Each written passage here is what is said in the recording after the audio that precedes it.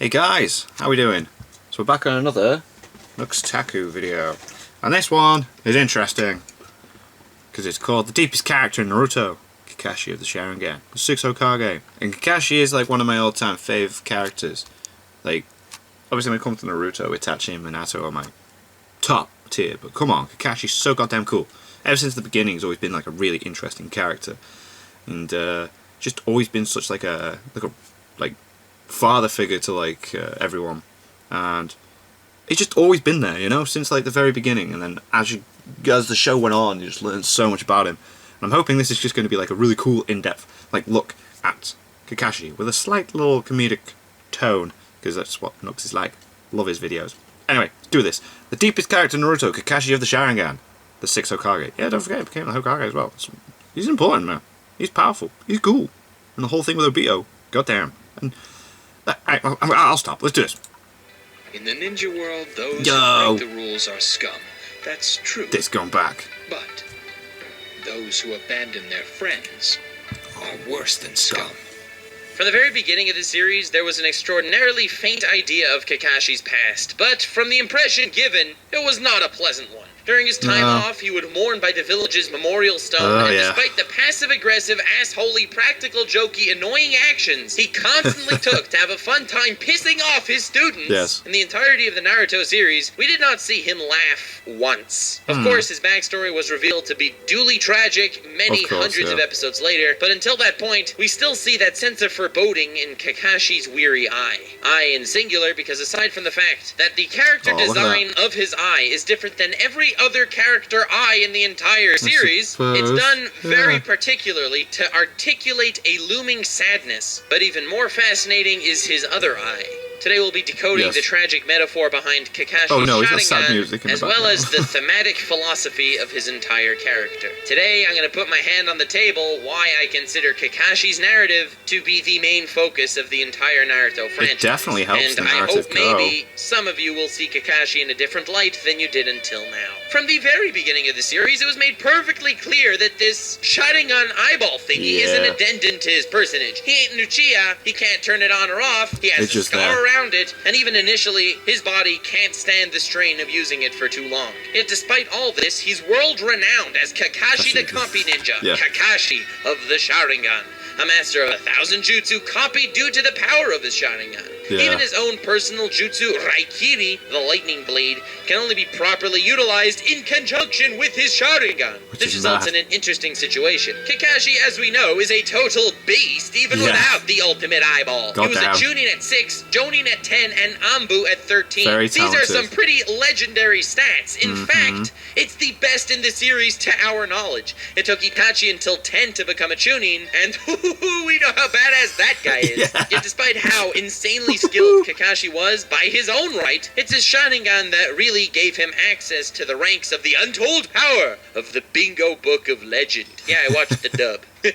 The Bingo Book. Kakashi's Sharingan was clearly not part of himself, but outwardly seemed to be a vital aspect of his being. Due to slight daddy issues, Kakashi was a loner as a kid, and despite being surrounded by Rin, Guy, and Obito, he forced himself away from them to do everything himself. So the first time he welcomed Obito into his heart, when they were finally working together as best friends for a common, vital goal, Kakashi went through the mental trauma of believing he caused Obito's death. And that's when Kakashi of the Sharingan was born. That enveloped his identity and became a constant metaphor for the emotional upheaval of his life. The Sharingan itself represented the emotional weight of Obito's loss that he carries with him every day, and that he's constantly reminded of. And of course, the Mangekyo Sharingan, which he acquired through the loss of Rin, acts as a constant reminder of that little bit of tragic past. He constantly bears the grievances of these two losses with him on a physical level, because he literally has that red thing lodged in his face, but also metaphorically, it's a burden to his past of his two best friends. The three major recurring themes from his past that will continue rearing their ugly heads throughout his life are completely reliant on the three characters he once loved. First was his father, the White Fang of the Leaf, someone who he initially loved but in the end felt betrayed by. But that trauma left Kakashi, even as a child, as a morally disingenuous stoic. The second was Obito, a character that he initially vehemently disliked, but within his last moments became Kakashi's best friend. The initial distaste was sparked by his father's betrayal air quotes, because his father did the right thing and the honorable thing, but being all moral and preachy didn't really help him out. So Obito fighting for lighthearted, simple-minded, honorable goals was the bane to Kakashi's new-formed ideology. That's where the rift between them started, and the third major theme was Rin. He liked Rin and was liked by Rin, but was not only unable to protect, but instrumental in her death. His powerful lightning jutsu would represent his father's legacy, his Sharingan would represent his self-doubting past, and Obito and his Mangekyo represents his pain and loss in Rin. These three recurring themes are constantly showing up in his life if you looked just slightly past the superficial. And it's this little detail that kept Kakashi as consistently in my top 3 Naruto characters. So, now's when I outline bits and pieces of his life in a possibly slightly different light than he may have been seen before. And inevitably, time to get taken over by feels. Kakashi became renowned via using his friend's Sharingan, constantly bearing that weight, even though whenever he would use the Sharingan for too long, or the Mangekyo Sharingan, it would leave him bedridden, delving too far into the burdens he still carried from the friends he lost. Obito, the friend he lost and mourns to this very day, ended up resurfacing in the series as the main-ish villain, pulling all the strings in the entirety of the story up till the war arc. Kakashi's failure to save his friend resulted in not only his friend's death, but Kakashi had to witness his death twice, each time done to save Kakashi himself. But before his second death, Kakashi had to watch his pure-hearted friend completely driven mad and seek the destruction of the entire ninja world. That same world that Obito died protecting twice. What really makes the reoccurrence of evil Obito so incredible from Kakashi's perspective was because the other major trauma in his past was how he failed to protect Rin, taking her life with his own hand, no matter the circumstances. But he sees the brutal extent to how badly he failed because he failed Obito as well. Yes, in the series proper, it was infuriating that Obito decided to drop some nukes on the universe because the universe killed his girl, but in Kakashi's character writing, it was spectacular. His meeting Obito in the war arc as a relatively evil dude tore open the wounds of 2 of his greatest losses, obviously Obito's, but even more powerful in Rin. I've had this idea in the back of my mind for a long time. Superficially, the war arc, especially the Kaguya climax, was a bit of a disaster. I poked fun at it in my honest description series for like 30 minutes straight at its multiple plot holes and inconsistencies. And well, so do most YouTubers, even Swag Kage, my personal favorite Narutuber and bona fide Uchiha Tard extraordinaire, made videos on how to fix the war arc, making fun of the war arc. I will linkify them in the description. And the points he made in both of those videos were not only just valid, but they were prudent. We can all make fun of Kishimoto's bad superficial writing decisions, all we like, but it's clear to me at least that the ending he was gunning for all along was the soul of what took place. Don't get me wrong, I'm not coming to say, I forgive you, fam, for superficially screwing up the entire ending, because, I believe he wrote himself into a situation where he needed to perform the various ass pulls to retain this soul he was searching for. And the reason why I'm mentioning this here in Kakashi's video is because even though Naruto is obviously the main character of the series, being that, it's kind of named after him, Kakashi's thematically the most developed and explored character through the ending climax. Absolutely. So while I may do in defense of the Naruto climax video, today will be Kakashi focused, the way I like it. And there's 2 specific aspects of the Kaguya fight that served as a beautiful ending arc for Kakashi's story. Even after Obito's death, I guess we as viewers never anticipated it to hold any emotional weight, which it did, but he used this dimensional distorting Kamui to literally warp his Sharingan from the dimension of the dead to the dimension of the living. As I've mentioned, superficially it made no sense. The soul was there, and I'll try, man, guys, please. All these years of Kakashi's fighting using Obito's Sharingan, it served the purpose as a remembrance of his old friend. He used it to help his nation, but he carried the pain it reminded him of. Imagine having that every day. Now it's time to use that pain and to accept your past, because Obito was rooting for him, even past his own death. So Kakashi, using the Sharingan at full power, isn't as an heirloom of his friends that sits on his chest as a burden, but at this point at least it's a full-blown entrusted legacy that was given to him to exact vengeance and to save the world. But even more so, it was for Obito's ultimate repentance. This wasn't some plain old Sharingan, mind you, it came along with the Mangekyo as well, and a pretty perfect one at that. As I've mentioned earlier, the Mangekyo represents the loss of Rin. Now, losing Rin served 2 interesting purposes in Kakashi's life, in regard to Obito. Firstly, it was the breaking point of Obito. Rin dies, Obito goes nuts, destroys the planet. Makes sense. But secondly, in Kakashi, it was him failing to protect the Rin that he promised the dying Obito that he would protect. Yeah. So with Obito literally giving to his best friend over who his died. everything to Kakashi, it came along with his longest dormant and finally emergent will of fire. To do what's right and forgiveness for Rin's death, solving both of these Obito issues. Rin's death would no longer be shackles to Kakashi's life because the past happens. There's no use running away from it because there's no use trying to change it, and there's no use trying to suppress it. Obito giving Kakashi the full power Sharingan wasn't to help him run away, change, or suppress the past.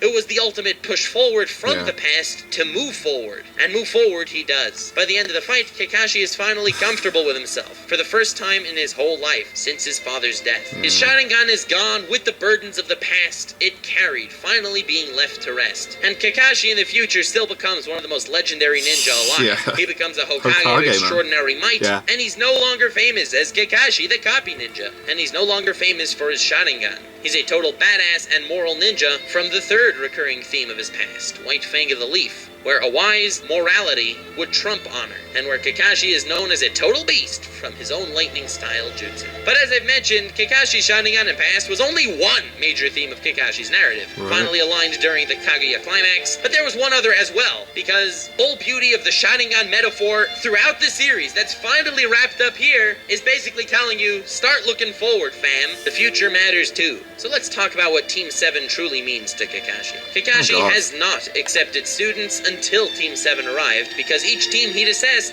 was lacking teamwork. This isn't said, but clearly alluded to. And there's another reason why he grew extraordinarily close to Team 10 as well. Naruto was the #1 knucklehead ninja of his generation. He wanted to become Hokage, and he wallowed in his childish mentality despite having such straight-laced morals at a young age. All those attributes I've just described to Naruto is exactly what made him a bit annoying, I'll give you that. Yes. But they're also the exact identical focal attributes Obito hurt. possessed in his childhood.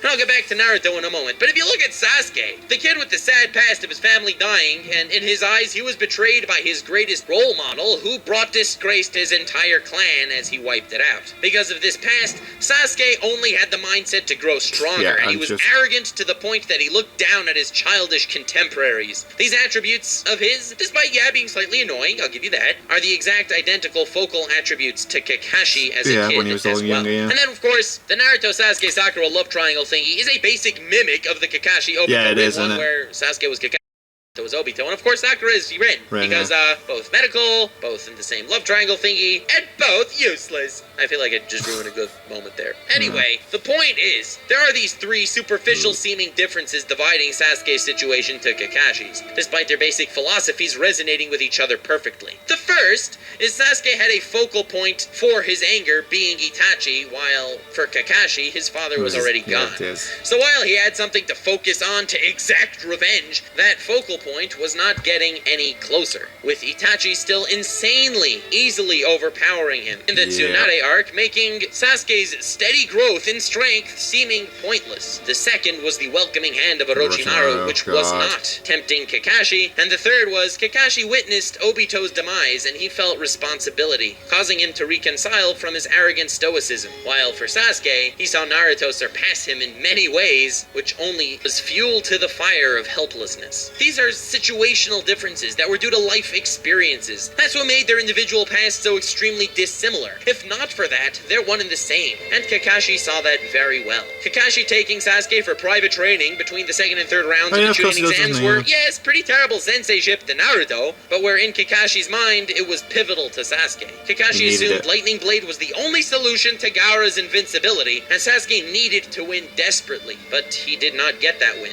Not only did he lose, he got to see Naruto take that victory. Another situational difference between Sasuke and Kakashi that Kakashi saw coming, tried everything to avoid, and still failed miserably. Team 7 was Kakashi's past thrust into a different situation, and Kakashi would get it right this time. But Kakashi didn't get it right this time. Sasuke, due to these experiences, deserted to seek counsel by Orochimaru, and Kakashi lost resolve in training Team 7. Kakashi once again saw his family crumble, Naruto getting adopted by Jiraiya, Sakura receiving training by Tsunade, but this is why I call Kakashi's narrative the focal point of the Naruto series. The Kaguya climax was for him. Throughout the greater narrative, if Kakashi's soul was at 2 points of time at the same time. It was living in the past, carrying his past with him wherever he went, with the burden of the Sharingan and Mangekyo in every action of his life, constantly grieving and going to the village memorial stone. And the second half of his soul was in the present, reliving these same attributes that made him who he is vicariously through the lives of Team 7. But this time, the outcome was unforeseeably different. It wasn't Obito and Rin that didn't make it, represented by Naruto and Sakura, but it was the Kakashi of the generation. It was Sasuke who didn't make it. And it was clear to Kakashi that he only is who he is today because of the losses he's suffered and the experiences he's experienced. For a lot of people, one of the high points in Shippuden was when Naruto first met Sasuke since the time skip.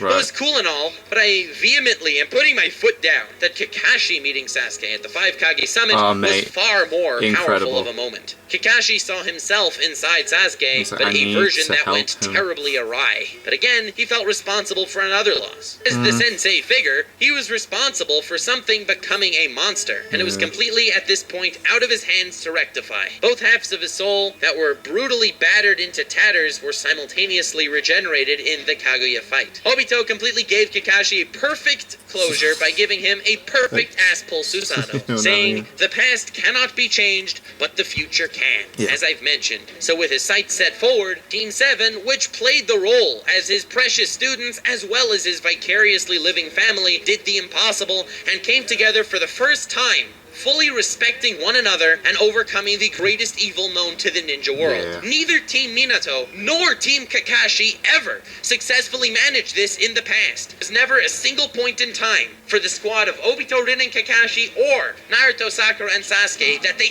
ever fully worked together, trusting each other. And from this point on in the series, even in Boruto, Kakashi's eyes are not drooped with a stoic sadness, but they're vigilant with a prideful contentment. We now close the book on Kakashi's past, multi-generational, somber, thematic narrative, and we can crown him as a successful Hokage, no longer bearing the metaphoric burdens of the Sharingan, but be badass nonetheless, finally accepting the hero White Fang's legacy as a moral leader, and a master of non-Kekkei Genkai, basic but powerful lightning-style jutsu. Kakashi, only after all this time, can finally have a future. Thank you all so much for watching. I hope you enjoyed. I'm personally really happy with how this video came out, and I would love to hear in the comments what your thoughts on it also, because it took a lot of time to put together, and honestly, I'm curious to hear if your opinion of Kakashi has changed even a little slightly. Feel free to leave a like if you did like, and feel free to subscribble if you want more. I'm weird enough to focus on extremely deep philosophical analyses and super lighthearted satire stuff, so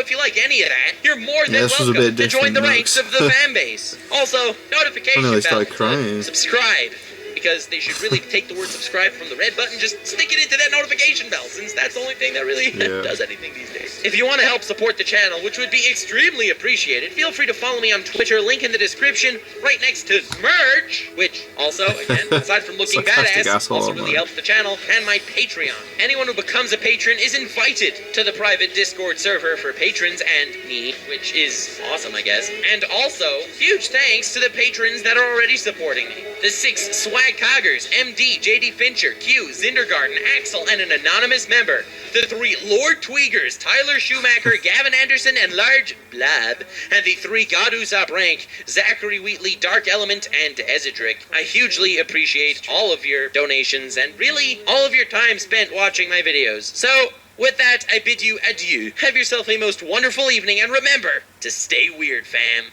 Will do. In the ninja world, those who break the rules are scum. I just like crying at that. Like, Kakashi's gone through so much. And at the end, he can actually, like, let go of it all and move on.